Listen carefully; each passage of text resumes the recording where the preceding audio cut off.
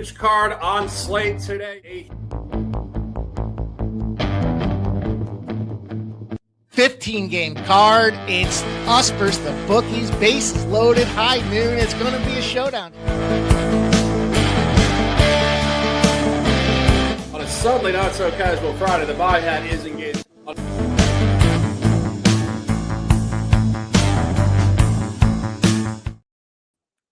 What's going on, everybody? Welcome to MLB Bases Loaded on this Thursday. It is Thursday, May the 14th, 2026. 11 games on the card today. It is getaway day. We got a lot of travel. We are not traveling. We are ready to dominate. Mike, what's going on, brother? Fired up, ready to go. We had some outliers yesterday. A lot of wind, a lot of unders got toasted, man. I tell you what, I'm still licking my wounds from that Texas Rangers under. I went back to the well because I said, what the hell? It's been doing it for us out there. And they got 6 runs in the bottom of the 9th inning. Just a clock. I felt like the baby seal on the beach, man. But listen, I'm excited. I couldn't find my glasses this morning, so I'm on, I don't even know what these are, a pair of readers that they, I don't know. Big head, big glasses. Big head, small glasses doesn't work here, Shark. But we're going to get through it, my man. I'm glad I got you to help me through it. Hey, I mean, this is a studious sport. We need to study. We need the data. We need the information. I'm not complaining about a good pair of bifocals here, but let's talk some ball in a half second. But I do want to just remark, yesterday's card was, of all the cards so far this year, one of the most chaotic. We saw a walk-off grand slam in Toronto. We saw the lead flip back and forth. It seemed like every other inning in Arizona. We saw the Cubs give it up late. We saw really an egregious melt by the Brewers with a 3-run shot against with 2 outs in the 9th. I was sitting in this precise lab watching the games, and my younger self would have probably smashed a couple phones last night. That all being said, the beauty of baseball, as we always say, you manage your bankroll, you come back. The beginning is right now. It is getaway day. We got 7 matinees. We are not waiting around. Please drop a like on the video, and let's talk some business on a suddenly not so casual Thursday. First game on the card. This game goes off in right about a half an hour. Rockies Pirates closing up a series, PNC Park in Pittsburgh. It's going to be a beautiful afternoon in Pittsburgh.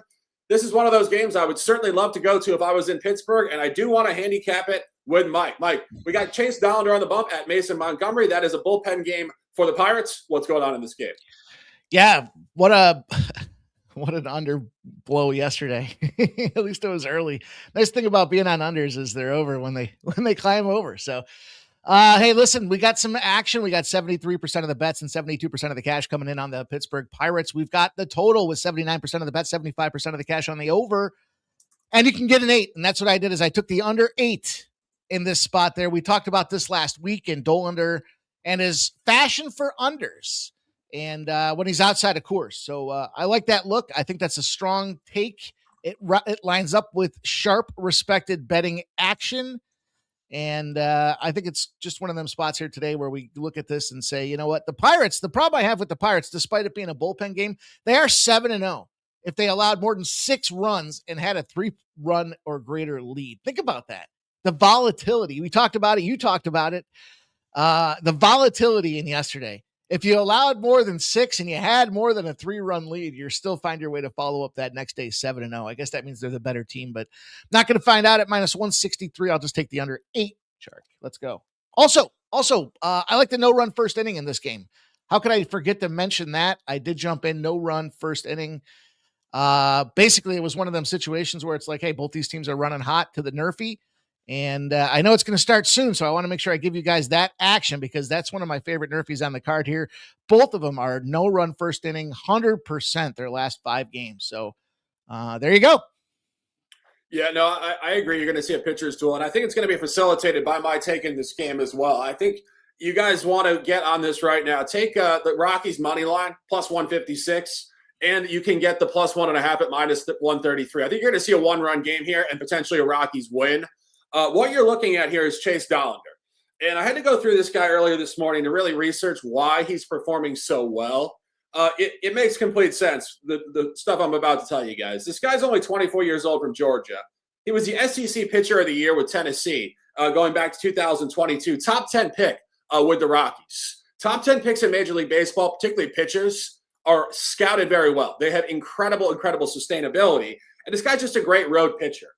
He's 4-0 road outside of the division, only 6 earned runs against in 22 innings pitched, all environments at the American League, in Canada, in Texas, at the Mets in New York, Philly, now in Pittsburgh. And I went back to last year, which was his rookie season. In his last 13 road starts, he's only given up 20 earned runs. This kid is centered and focused. He's also 8-2 versus the +1.5 road outside of the division last 10. Only road start in his career at an NL Central opponent last August 11th. 3-2 loss at the St. Louis Cardinals. That's also your under in this game. Absolutely final point on this. Colorado's on the last game of a road trip here before going home to play Arizona in the division tomorrow night. This is not really a trap spot before travel. They're actually 2-1 straight up and 2-1 versus the +1.5 final game of a road trip before returning home. This is going to be all over Dollander. It's a bullpen game for the Pirates. You could make an argument it was a bit of a punt with this pitching situation for the Pirates. Like the Rockies, like them at +1.5 and the under. I see a tight Rockies win here. Our guy Robert says, I was on the Rockies yesterday. Run it back. We agree. Let's dominate and let's keep it moving. Second game this afternoon of 7, 12:40, Great American Ballpark. Nats at Reds, closing up a series here. The Nats have been dominant in this series, 2-0, won last night, 8-7 in extras. Mike, here we are, back at it again. Are the Nationals going to complete the sweep this afternoon? That was a fun game yesterday, man. You and I were talking about it there early in the game there. You see that first inning, just kind of a melt at the end of it there. And boy, I thought we were in trouble with that Nationals pick. I thought we were getting a little too cute with it. But hey, dominance prevails, conversation wins, and we found ourselves in victory lane there. So I'm going to go back to it with the Washington Nationals, though. We talked about the pendulum, the inevitability of a team that's over exceeding its expectations. It's not just they're due, but the science, the data doesn't last. And that was the spot that we found the Cincinnati Reds in yesterday. What I mean by that is you can't continue to just smack the ball and have low ISO numbers and yet drive every single run across the plate. It doesn't work like that over the long haul. So in the large law of numbers, this is a national spot. Again, I think you're catching a really great price tag. You got 55% of the bets and 57% of the cash on the Cincinnati Reds, and yet the lines come down 12 cents. They're making it more attractive to bet the Cincinnati Reds side of things here. For what it's worth, the Nationals, they are a perfect 10-0 when it comes to the total and the over, Shark, when they're playing non-divisional games, if they got more than 8 runs the previous game. And they're smoking the total. So for what it's worth, I am on the Nationals. I am on the yes run first inning in this game as well. That was a +102. So yes run first inning +102. Give me the Nats +138. Yeah, I agree. Giving you guys the Nats as well. Let's cash it. Let's continue the conversation briefly here. But I have written down on my sheet in front of me, can Washington sweep? I think that's a big conversational angle here leading into today's game. Absolutely, yes. We've already seen it this year. They swept the Milwaukee Brewers on the road 3-0, and Milwaukee is far, far better than your current version of the Cincinnati Reds. Not only that, we told you this story yesterday about the run differential. It's even more emphatic now. Washington is 1 game under 500 at a -6 differential. The Cincinnati Reds are currently 1 game over 500 with a -40 run differential. That is an egregious outlier. And I went through the league to see what other teams had a run differential around -40. Keep in mind the Reds are 1 game over 500. The Baltimore Orioles are -37. They're 4 games under 500. Houston is -43. They're 10 games under 500. And the San Francisco Giants are -42. They're 7 games under 500. Just so you guys see how far above their pay grade statistically and outlierishly the Reds are. Not only that, Cincinnati is 1-2 at home. Final game of a homestand before traveling midweek. They do travel to play a weekend series at the Guardians starting tomorrow night. So this is one of those early start times, which is psychological. They don't show up well. They don't show up well off losses. And Mike was talking about it last night. I was saying to Mike before the show, the game last night kind of looked like Cincinnati blew the game. They're up 5-0. They let it get away. It was actually quite the opposite. In the first inning, the Reds scored 5 runs with 2 outs, including a 2-out grand slam. Starting pitcher Jake Irvin thought he got a strikeout to end the inning. They reviewed it, overturned it on one of those like millimeter strike calls. He looked noticeably irritated and proceeded to give up a grand slam to Stevenson 3 pitches later.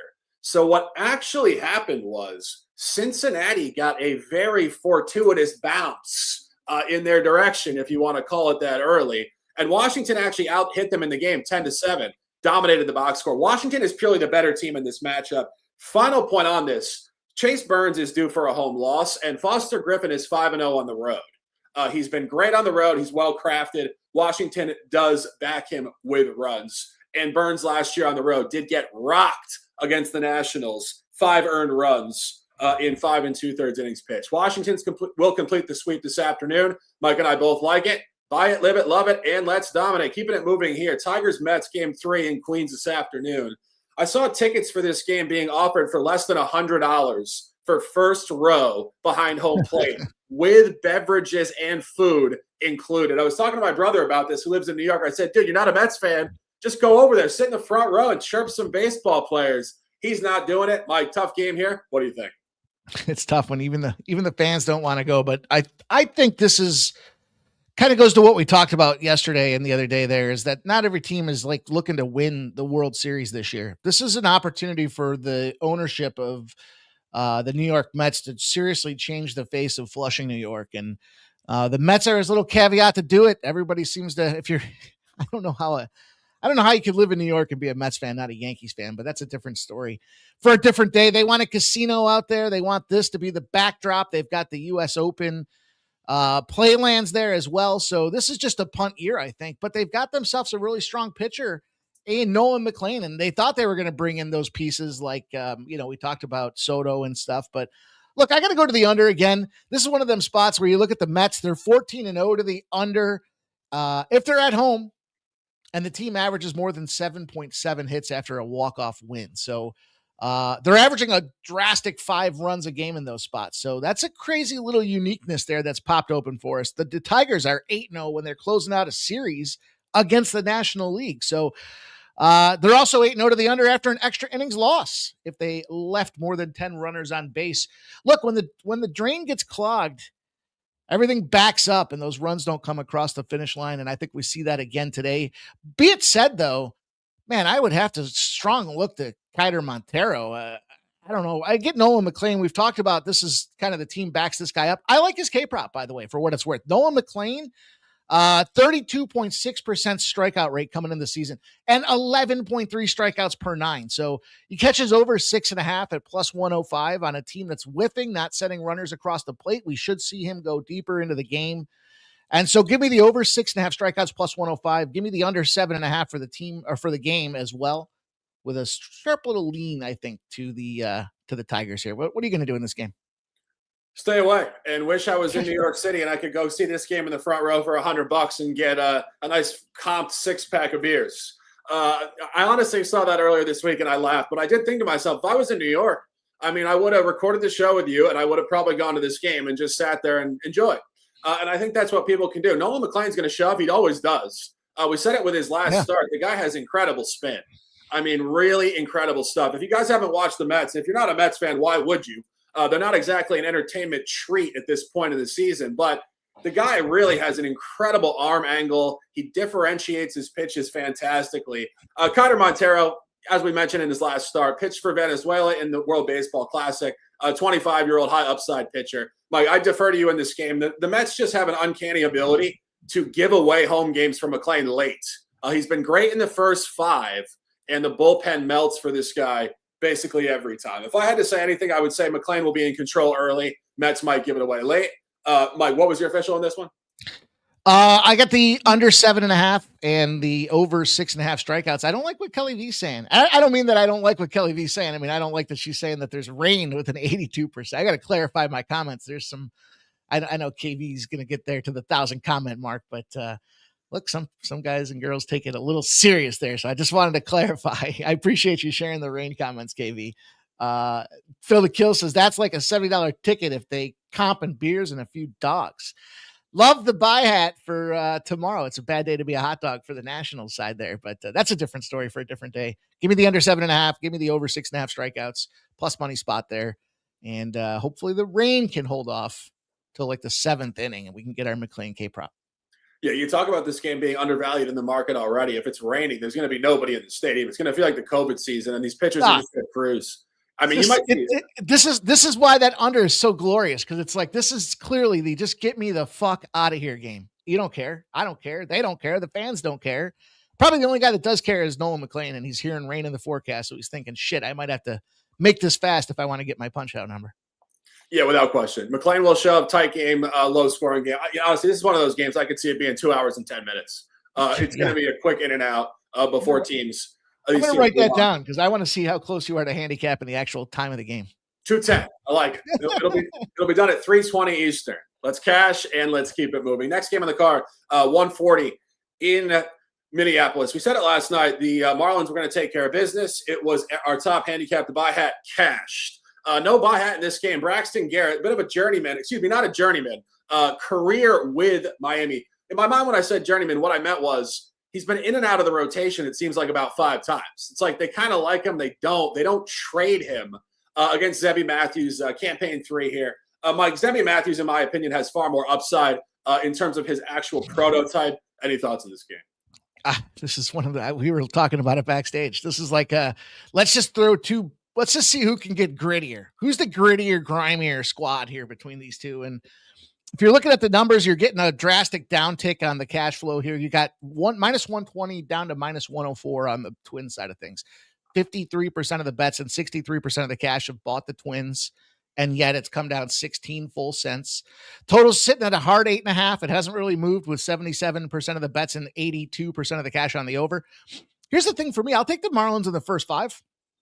As ugly as this game looks like it's potentially going to be, we're seeing a minus 112 on Miami right now, first 5 numbers, even though it's an even number on the whole. You and I had this exact conversation yesterday backstage around how some people will say the value and where it lies here. But I think at minus 112 with Miami in the first 5, the specific reason for me in that case is because the Twins against lefties are where the problem lies here. And so Garrett, whether, first start or not, the case may be here.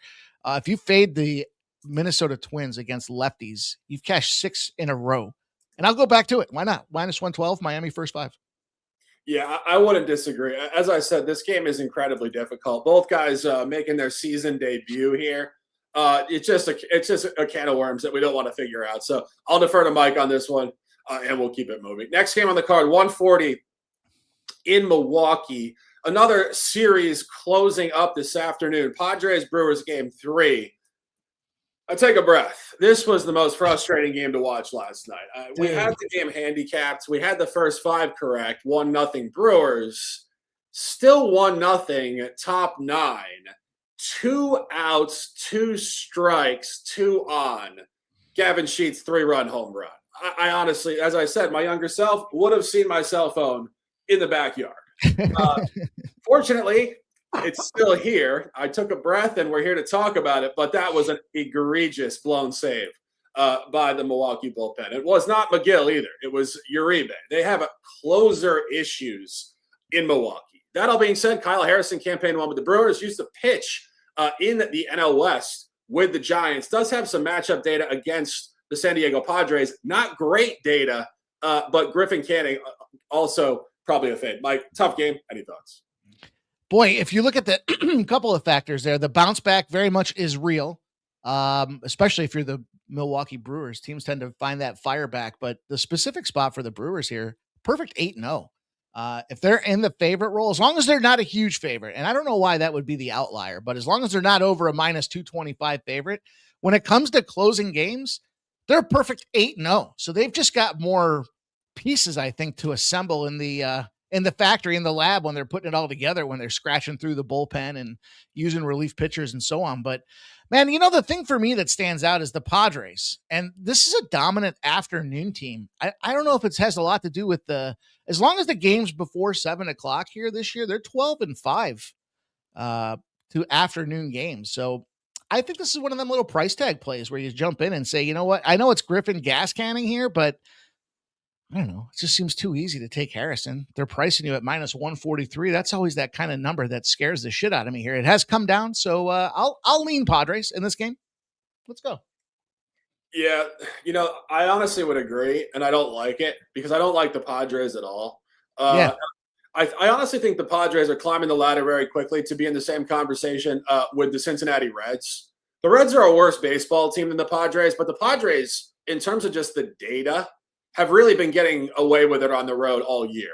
I was going through their road calendar. They have backdoor teams late just far too frequently. And it's not anybody watching this. That's not us throwing shade at the Padres or their players or anything like that. It's just data.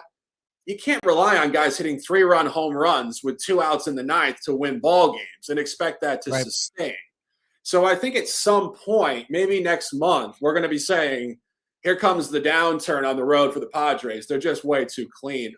This matchup is sketchy for me. As I said, Harrison, not great numbers against the Padres. Griffin gas canning. Mike, that's got to be the best nickname of the year, I swear. Where'd you come up with that one? That is fantastic. I mean, look, you got to earn the nicknames, man. That guy has been a gas can pretty much every time every time I see him on the mound, I think that. Yeah, and he hasn't pitched against the Brewers in a couple years. I mean, on his nickname, he changes teams every year. 2 years ago, he pitched for the Angels. He did give up 4 earned runs, 6 total runs against the Brewers. Yelich got him for a home run. Sal Frelick, 2 for 3. Others, Churio, 2 RBIs. I don't know. I could see it over in this game if I'm being honest. I don't love the game, but I think gas canning will gas, and I think Harrison will struggle. Now that I'm talking about it, to be honest, I really didn't go into detail. I think both pitchers could struggle in this matchup. I think Mike's probably onto it. I think you might see an outlier result again. It seems like the whole Padres conversation is just a perpetual outlier. They probably win. It's probably high scoring. Padres in the over, and let's keep it moving. Next game on the card, more afternoon baseball. 2:10 in Houston. Game 4 of this series, Castillo at Burrows. Burrows campaign 1 here. Castillo, I don't know what happened in the offseason, but he's looked absolutely terrible. Both these pitchers did face off against this opponent in the Pacific Northwest earlier this year. Lots of runs in those games. Mike, any thoughts? I got distracted. I got somebody popped up as somebody I may know on the old note. I don't know when my Facebook notifications got turned on. I don't use that program whatsoever, but I had to take a look because Samantha Marie seemed like somebody I might know. Anyways, listen, it's the same thing I told you guys yesterday. The Mariners like to kick the shit out of teams in Texas. I'll say this: Astros come through with the win 4-3, so respect it. But I think that they're probably time is done. I don't like this game. I haven't had a really good feeling on this spot whatsoever. I'll tell you this: Burrows, this fella in divisional starts is a pile of dung, man. 0-6, this guy rolls in here. So for that principle alone, I'm going to take the Mariners at a good price tag here. I'm going to take the Mariners in the first 5. And let's see here. We got minus 113 for the game, minus 110 for the first 5. I'll take Luis Castillo to go out there and fire. Yeah, I in terms of the actual game, I have nothing in this one. I do think the best look in this game is the over. Our guy Scott says over 9. Yes, absolutely, over 9. That's an official play for me. I just posted it on X. You just want to buy the zigzag in this series. Game 4, game 1 went under 3-1. They came back game 2, 10-2. And then last night you saw an under 4-3 in 10 innings. It was kind of an egregious box score for that final score too. There was 20 hits in the game. And it's like we said, last night there was just a lot of outliers in the sport. When you have 20 hits and multiple errors in a game, the projection is more than 7 runs, and particularly in extra innings. When I saw that game go to extras, I thought we were going to see some runs. Somehow Seattle did not score in the top of the 10th. I swear, anytime a team doesn't score in extra innings with the runner on second, it's just absolutely egregious. I think you're going to see a zigzag, and you're going to see a final game over here. As you said, Mike Burrow's not good in division. Did give up 6 earned runs, 11 hits on the road in Seattle. I don't think it improves here. And not coincidentally, Castillo against Houston, also in Seattle, 10 hits against, 7 earned runs. Matchup data here is terrible for both pitchers, and that's why your line is high. Take the over. Kelly, don't lean the over. Take the over. And let's cash. Next game on the card. Final afternoon game here. Cardinals Athletics in Sacramento. Michael McGreevy at Jacob Lopez. Last night, we kind of missed the game, got it 2 nights ago. I've been on record saying the Cardinals are hard to predict. Mike has had a good read. Mike, is there a read in this game? I had some fun with this game. I didn't like seeing 6-2 yesterday. It stayed under the number, so that was a nice little spot for me. But that was just kind of one of them late nights. Like, all right, this just kind of has the right elements with the win. Everything else was going over, and something had to go under. And the 10 seemed like that was the spot to take advantage of here. But tell you what I'm going to do. So I talked a little bit about a player prop yesterday. He didn't get the home run for us, Xavier Edwards, but he did get the RBI at plus 210. He's not playing in this game, obviously. I'm aware of that, but I like runs tonight. I think that the pitching matchup is conducive to runs between, whether you look at the ballpark, right? The Sacramento ballpark, everyone's been talking about it being the over festivals out there. Jacob Lopez, problem for him is the Cardinals are smashing lefties. And then you got McGreevy on the other side, and he does his fair share of letting runs get out there. So I like a yes run first inning in this game. I'm going to start my rollover challenge again with this game here. We'll roll it through next Friday. That'll be 7 legs. We'll see if we can turn it into 3K. So the yes run first inning in this game right now, it's a little juicy. It's sitting around a minus 145. So it is what it is at this case here. We'll do $30 to start this thing off. 30 to win a 20. For the first leg of this thing. I usually start with 25 on the rollover, Shark. So we're gonna have to dig deep here to come up with that extra $5, but that's okay. That aside, I'm looking at the player prop that I want to give you guys as well. Let's take a look at Nathan Church. Send him to church, man. He is smashing lefties this year at a 318 rate. And I talked about Jacob Lopez. So this guy just kind of popped off the radar to me from a dashboard play. You look at these guys, you look at these pitchers, he's got a 6.11 ERA. He's playing in a ballpark that is favorable to the runs, as we talked about. So they kind of go hand in hand to me. And I like this price tag. Look, this guy to get a home run's at 10 to 1. If you want to take his RBI spot out there, let me see what the RBI price tag is for this guy. What did I lock in here? Plus 195. This fits almost identically in the model of Xavier Edwards yesterday. So Nathan, take him to church, plus 10 to 1 home run, 2 to 1 RBI. Yes run first inning, minus 145. Let's get paid. I agree. I'll leave it at that. I don't like the game. I'll figure out the Cardinals midsummer, Mike. After the All-Star break, little July 4th, we'll figure it out. But for now, I agree with what you said, and we'll keep it moving. 4 games tonight on the evening card. Good stuff here, if we're being honest. Very interesting games across the board. Couple national games. First one, not national. Fenway Park, Phillies Red Sox closing up a series tonight. Jesus Luzardo at Rangers Suarez. Very interesting dynamic here with Suarez facing his old team. We talk about the psychology of baseball being sometimes not as important as other sports like basketball and football. In my opinion, he will be ready to go tonight. Mike was kind of giving me a precursor before the show. Mike does not trust this guy. Mike, what's going on here? Listen, the one thing you can trust about, I think, these two pitchers in this situation is a lower scoring game. We saw it, collectively 4 runs put on the board for the Red Sox this series against the Phillies. 3 allowed. So respect, and then on top of that, you want to hear a big trend. I'll give you one right now. This is a monster. This thing comes out of the woodwork. And I was like, really? Then I kind of thought about it, and I wasn't that surprised here. Has a lot to do with Ranger Suarez, man. 23-0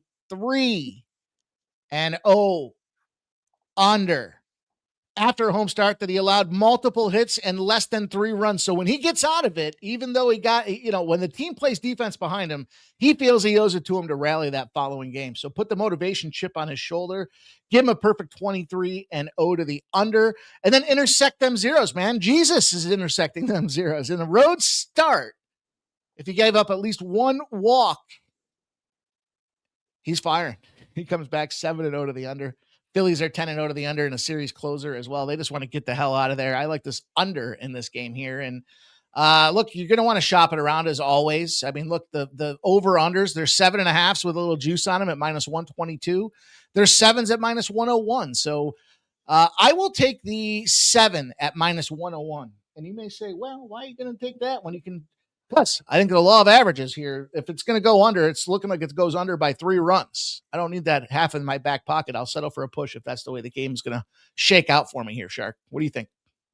Yeah, I wanted to bring out a buy hat for this one, but as a Yankee fan, I have refrained from buying Boston hats for the last 4 decades. If there was a Understandable. Red Sox hat, I'd be putting it on right now. Red Sox buy hat engaged. Our guys in the chat are agreeing, and I'll give you guys some data as to why. First of all, you look at the market. Phillies open at minus 120. They're now actually plus 100 on a lot of books. That's significant steam towards the Red Sox. I think this revenge angle for Ranger Suarez is very, very real. It actually appears like he's struggled at Fenway Park this year. I feel like that was something we're going to look back on in August and say that was really an isolated thing in April. It was his first career start at Fenway for the Red Sox on a Sunday afternoon. So he had a matinee and his first start here. He gave up 4 earned runs against the Padres in a loss. Total outlier for me. That's a 1 of 1. He also got hit against the Yankees. Divisional start, elite lineup. Not exactly what I'm expecting here from the Phillies tonight. His only other home start in that window in April, 2, he's given up 0 earned runs combined against Detroit and Houston in 11 innings pitched. I think you're going to get a game from Ranger tonight. In terms of Jesus Luzardo here, I don't think a game really exists at this point for this guy. He's had maybe one good start all year. It was a home start against the San Francisco Giants, who I'll remind you guys again, had the least runs scored in the sport, probably more so their futility than his excellence. And if you look at some of his other starts, I mean, he has been absolutely awful. Only start against the American League this year, 6 earned runs. 2 home runs against Texas. And if you go back to last year, his first season pitching for the Phillies, he did face the Red Sox on Wednesday, July 23rd. 5 innings pitched, another 6 earned runs, 5 walks, and a home run against. Not good matchup data here for Luzardo. And final point on this, I just like buying the Red Sox in Game 3 of this series. They won last night with Sonny Gray. They lost the opener with Zach Wheeler for Philly. If you notice what's been going on here for the last few days, Mike and I told you Wheeler would get the win. We told you last night Sonny Gray would get the win. Here's your rubber match. I think Suarez has more motivation, better matchup data. I think it's a buy low, and it is a great spot. Mike, as I said, maybe I'll order a Red Sox hat this afternoon. It's treasonous within Yankee Nation, but at some point I got to get a hat for every team. Dude, they'll pull your card if you do that. You can't do that, man. You know, the only way they wouldn't is if I say, listen, we're doing professional baseball picks here. I'll give you guys 10% commission off the wins. So the entire Yankee Nation will be sending them 10% checks after tonight. Ranger Suarez, let's get it and let's dominate. Next game on the card, 7:15 in Atlanta. Game 3 of this series, Truist Park. Ben Brown at Chris Sale. We missed this game last night. We thought Shota Imanaga would pitch well and get the win. He did pitch well. It was really a bullpen melt. He kind of imploded late in the game. The bullpen did him 0 favors. Now you get Ben Brown at Chris Sale. Chris Sale looking like his usual self. Ben Brown looking like the self that the Cubs want him to be, a young upside pitcher. Mike, what's going on in this game? Yeah, you know, I guess I would say that I was disappointed. I came across a little trend yesterday late in the day that talked about Imanaga 0-6 as a road starter, as a favorite.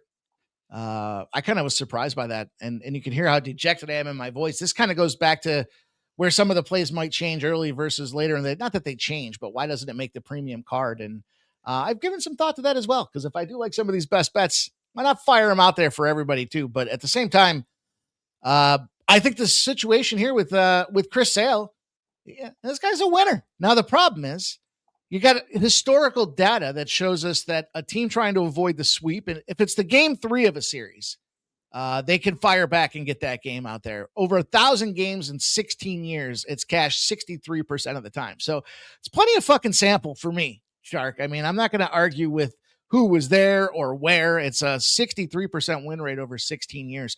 That being said, you add the factor that it's a good team, a team that's winning over 50% of their games. The number drops down to 53%, but it's still a winner over the last 5 seasons on top of that. So I like it. The problem I got, Chris Sale comes in. He's 13-0 as a favorite off a loss. So they did come off that loss to the Dodgers the other day in the Chris Sale start. I think we were on that Dodgers spot, but You know the spot that I do want to take advantage of here? How about this one? I'm going to give you guys it's a juicy punch out, but I'm going to give you some Chris Sale action. I think you take him 7, 8, 9. I know the bats with the Cubs, they ranked 21st with a 21% strikeout rate against lefties. So they're doing pretty well, but Chris Sale's got almost a 10.5 strikeout per 9 ratio with a 30% strikeout rate. So I like his over 6.5. It's sitting around minus 135, and I will defer and see what you have to say if you can sell me on one side or the other here. Yeah, no, I'm just looking at the box score last night. Of course, the Braves got 3 runs in the bottom of the 8th. And, you look at some of these games and you try to figure out what's going on. Imanaga started the inning. Harris got an infield single, which kind of opened up the can of worms. There was another single and a strikeout with a relief pitcher, and then a double and a home run. But point being here, the Braves got all 3 of those oh, no, there was a thrown out at home, excuse me. But point being, Imanaga pitched great in the game, and it was kind of a late melt due to an infield hit, kind of sparking the environment. When you look at this game, you don't want to fade Chris Sale. I mean, Mike, you're talking about all these great numbers. This is not really a handicap where you're fading Sale. You're just buying a dispersion point for the Cubs. The Cubs haven't lost 5 straight all year. They haven't been swept in any series. And it's kind of what I was saying about some other games on this card. But again, you look at that game last night, you didn't really feel like Atlanta just like blew them out of the stadium. Like it wasn't like some dominant, like one team is just class A, the other's class B. So I think the dispersion of it pulls the direction of the Cubs. I think Sale is just kind of due for one of those starts where he's not at his absolute finest. And we did see one of them at home against Cleveland on Sunday, April 12th. He did give up 8 hits and a walk in only 6 innings. Kept it down to 1 earned run. Did win. But the point is, I think this could correlate to it because it's the same calendar spot. He's coming off a West Coast start at the Dodgers, a loss. That particular start against Cleveland, he was coming off a West Coast start against the Angels on the road, also a loss. So we're not zoomed into the fact that he beat Cleveland 13-1. It's the fact that he gave up a lot of runners on base. I think the Cubs will be able to take advantage of that, and I think Ben Brown will actually pitch well in this matchup. Just a reminder on this guy, Ben Brown. He's bounced around a little bit within the Cubs system. He's only 26 years old. He's 6'6", 210. He throws about 100 miles an hour. This is one of those pitchers, and Mike, we've seen this with a lot of teams that are impatient and don't really have good process. Given his futility and some of his problems, a lot of teams would have traded this guy. They thought he was going to be a high-end rotation guy 2 seasons ago, and he flamed out. They stayed the course. They sent him to the minors. They put him in the bullpen. This is his rebirth. They are trusting him for another run. He's got great stuff. I think the Cubs will win this game, and I think it's a dispersion buy. Going to give you guys the Cubs on a great number, plus 156. Take it and let's cash. Let's keep it moving. Next game on the card. Royals, White Sox, final game of this series in Chicago. Bubic at K. Both pitchers did face these teams earlier this year. Good matchup data. White Sox whisperers are here on a Thursday. Mike, have you deserted the group or are you back on board? It's funny. You talked to me about that the other day. You said the same thing. You were like, all right, you're going to sit this one out. We'll try to get you back here before the end of the series. It could be Bubic that gets to be there. I mean, the Royals against the White Sox, they over history, they've dominated. But again, I told you guys yesterday, there's going to be some outliers in the season here because of how they're performing. That happens to be these White Sox. Thing is, the Royals, they're not closing series very well. And I feel like I got to look back at the data to see how many of those have been Bubic starts. So they jockey this guy to the end of the rotation here to give him an opportunity to get out there and eliminate that 0-9. Anytime a trend tries to get to 10, I do want to fade it. And I'm not going to go there this game, though. I'm going to take the under. I'm going to go back to it here. I thought it was a good look yesterday. I didn't expect the bats to come out as hot as they did. I think Kansas City might be in a get-right position, so I don't just want to try to take the price with the White Sox here. I want to try to win the damn game. But I got an under 8 with Bubic and Anthony K. And that way I can stay away. See what you have to say. I'm staying the course. I'm loyal, and I'm also loyal to some information that I like. Taking the White Sox here at plus 122. I see our guys in the chat, AOD, Scott, and Kelly, and others. Guys, if you're in the chat, drop a comment. let's chat some ball. But continuing on this, I just think this is where you want to stay the course with the White Sox. I think it's not a bounce back for Kansas City. They're 6-14 on the road. It's a fairly decent sample. It's about a quarter of their road schedule. They're totally underperforming road in the division. And they are 0-2 road in the division off a previous loss to close a series. So when they lose closing the series, they don't ramp back up, which connects with what I've said numerous times on this show already, applying to all teams. Oftentimes when you lose game 2 and you're traveling right after game 3, you don't find your game 7 energy in game 3. If anything, you're just kind of lackadaisical getting out of the stadium. This is not where you're going to see that with the White Sox. The White Sox really are a bye team. And it's pretty interesting to say this, but some of the teams that really have been awful for like 3 or 4 years or more are finding something. And this is where I think the White Sox win. In terms of the actual calendar and Chris Bubich, I found something which I really like. Bubich has 3 road starts on record this year. He's 2-1. But ultra specifically, 2-0 at Western opponents.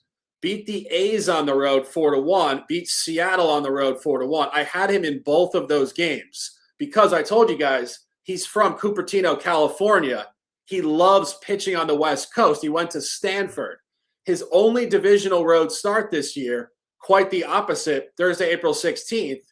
4 2/3 innings pitched, 6 hits, 3 walks, 5 earned runs, 10-9 loss at Detroit. The line is all over. It's a crazy short line. This will be a White Sox win. Take the White Sox and let's cash. Keeping it moving down the line here. I had one caveat to that.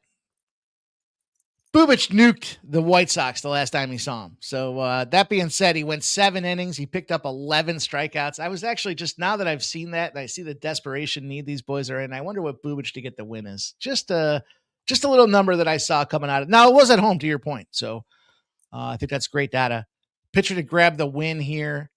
That's only plus 120. Ugh. I'm going to take the under. I'll leave your White Sox to you. Anthony Kay also beat Kansas City on the road 2-0 as well. I found that to be interesting. Really?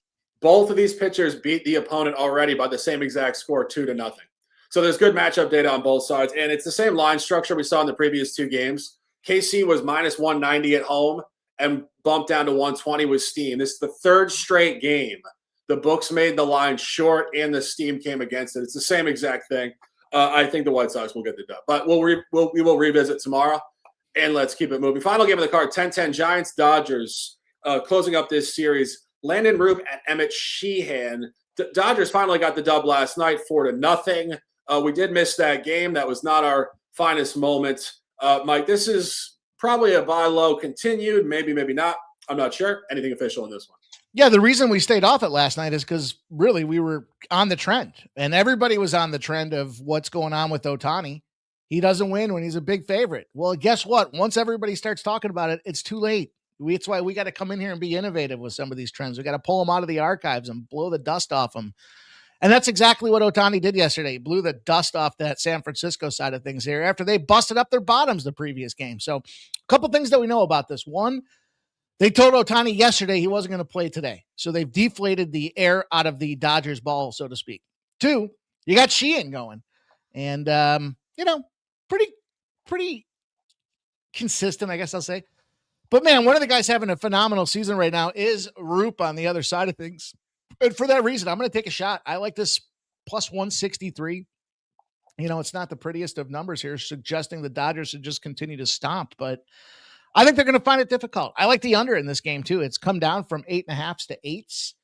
So I think that both these pitchers can hang on through the first 5 at the very least here, but I'm going to load up on the Giants, fade this Dodgers team. The Dodgers have historically beat the shit out of the San Francisco Giants. So blood in the water. I think they got the right rotation set up the way they did. They knew they were going to have a difficult time with the Ohtani spot, but first 5 under 4.5, minus 122. San Francisco Giants. If you want to get the run line, go ahead. Probably if San Francisco wins, if San Francisco loses the game, it's a beatdown. It's not a 1-run game. So take that. That's why I would go money line versus run line. First 5 under 4.5, full game under 8. San Francisco Giants. Yeah, I actually already placed the run line with the Giants plus 1.5. I think it's a great look, clearly. But I think it's just, as you said, Landon Roop already pitched well against the Dodgers once this year. beat them at home. Great matchup data. Emmett Sheehan will pitch well, but that's okay. We expect maybe a low-scoring game. I'm not entirely sure, but plus 1.5 would be the look for me. Not going to go into further details on that, Mike, and we got best bets. Let's go. I don't think we have a parlay today with all these early games for you guys, so we'll save that. We'll table that, but let's see. I gave you the yes run first inning on the St. Louis side of things here. I gave you the player prop as well, the 210-1. That was with. Let me make sure I get it right for you guys. That was with Nathan. Take him to church. Nathan Church for the St. Louis Cardinals. Give me the Miami first 5. Give me the Kansas City under 8. All right. Give you guys a few. We'll do the night card just because obviously games are already going on. Let's go with the Cubs plus 156, White Sox plus 122, and Giants plus 1.5 minus 127. Nice card. It's a nice looking spot, my friend. I like that. You got a couple dogs. You got a little run line action in there. You know what? I'm going to add to it. I'm going to add the under first 5 under 4.5 for the San Francisco Giants as well. Let me sneak a little one in there. No one says I can't sneak a last one in there, right? Absolutely, yeah. And our guy Chase Dollander is having the worst start of his career immediately. I swear, sometimes the data in this sport is absolutely wild. Absolutely. 13 earned runs in 20 previous road starts outside of the division. 3 earned runs already in this game. Guys, I swear, this is why you manage your bankroll. We could give you guys like the biggest Da Vinci Code breakdown, and then the guy would say, oh, I woke up on the wrong side of the bed. I didn't like the hotel in Pittsburgh. I'm 24 years old. I have no clue how to pitch. There's always an extreme outlier in baseball. This could be completely trashed. It's just unbelievable. But that all being said, we have a huge card here. It is 162 and years to come. Mike, any final comments? Great work as always, my friend here. Under 50 minutes, the fastest 50 in baseball. You guys can catch me at 5 p.m. talking NBA, NHL, WNBA. We're having a hell of a season, Shark. Another 2-in-1 day yesterday in the dub. And looking to run it back. So appreciate you guys being here. If you're catching us on the replay, make sure you smash that thumbs up button. If you haven't done so already, you want my best bets, you can get them over at Winnable.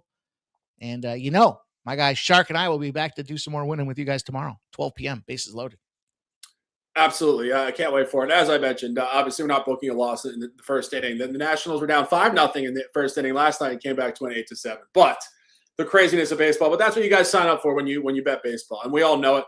And we do stay emotionally centered. So we will see you guys tomorrow. Of course, bases loaded Monday through Friday at 12. Big card tomorrow. We got 15 on a Friday, including a big Subway Series, Yankees at the Mets tomorrow night. And that will be a great show as always. We appreciate you guys hanging out with us on this Thursday afternoon, just afternoon on the East Coast and early Pacific. If you guys haven't dropped a like, please do. And please drop a comment after the show. It takes 2 seconds, and it really helps us to grow the show as the community we build here.